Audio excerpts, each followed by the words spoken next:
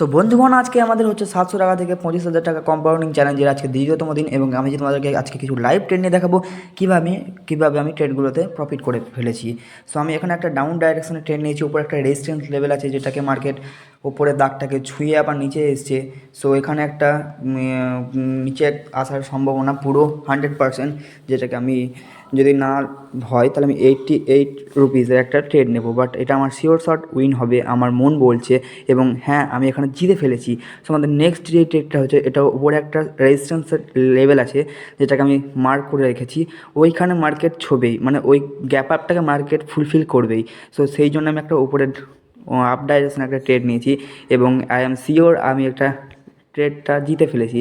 এবং এখানে down direction ট্রেডটা নেওয়ার পিছনে আগের ক্যান্ডেলটাকে মার্কেট বুলিশ ইনগালফিং ক্যান্ডেল দিয়ে গিলে ফেলেছে, এবং এই ট্রেডটাও আমার শিওর শট।